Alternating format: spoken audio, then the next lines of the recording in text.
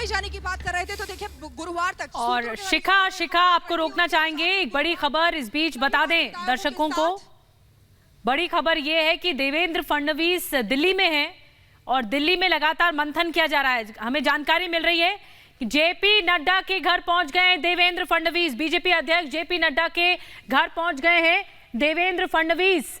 इस वक्त की बड़ी खबर, देवेंद्र फडणवीस अब जेपी नड्डा से मिलकर बातचीत करेंगे कि आखिर कैसे हल निकाला जाएगा। बताया जा रहा है कि कानूनी सलाह मशवरा भी लिया जा रहा है। सुप्रीम कोर्ट का फैसला आ चुका है और सुप्रीम कोर्ट ने जो राहत दी शिंदे गुट को, उसके बाद बीजेपी अब आगे क्या रणनीति बनाती है, सामने क्या रखती है मीडिया के, ये बहुत बड़ी बात है। फिलहाल जेपी नड्डा के घर पहुंचे। बिल्कुल, तो तस्वीर हम आपको दिखा रहे हैं कि अब सवाल कल से ही लगातार उठ रहा था कि क्या बीजेपी अब सामने आकर फ्रंट फुट पर मैदान में सामने आएगी। लेकिन सीधे तौर पर कल बीजेपी की एक बड़ी बैठक थी देवेंद्र फडणवीस के घर पर। उसके बाद जो बातें सामने आती हैं वो ये कि अभी तक हम आकलन की स्थिति में हैं, हम वेट एंड वॉच की सिचुएशन में हैं। और आज सुबह ये खबर आती है कि देवेंद्र फडणवीस खुद दिल्ली का रुख कर रहे हैं और तमाम बड़े नेताओं से मुलाकात कर सकते हैं। जेपी नड्डा के घर पहुंच चुके हैं और रिपब्लिक भारत पर ये पहली तस्वीर उनकी, जो बीजेपी के राष्ट्रीय अध्यक्ष हैं, उनके घर पहुंचे हुए हैं देवेंद्र फडणवीस और उनसे मुलाकात करके आगे की रणनीति पर यहां चर्चा की जाएगी। लेकिन बीजेपी की ओर से कल ही ये बात साफ कर दी गई थी कि अभी तक शिंदे गुट की ओर से कोई भी प्रस्ताव बीजेपी के सामने नहीं रखा गया है और यह भी क्लियर कर दिया गया था कि जो ठाकरे गुट है उससे किसी प्रकार का कोई समझौता, बातचीत अब नहीं होने वाली है।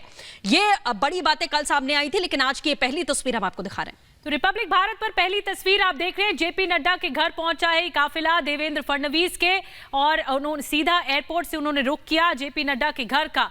जेपी नड्डा के साथ मुलाकात कई मायनों में इसीलिए भी इंपॉर्टेंट है क्योंकि देवेंद्र फडणवीस मुंबई से अचानक से दिल्ली आए हैं। एक तरफ देवेंद्र फडणवीस के मुंबई के घर में लगातार बैठकें चल रही हैं, नेता जुट रहे हैं, तो दूसरी तरफ वो खुद दिल्ली में इस बात की समीक्षा करने या मंथन करने के लिए कि आगे का क्या रास्ता होगा।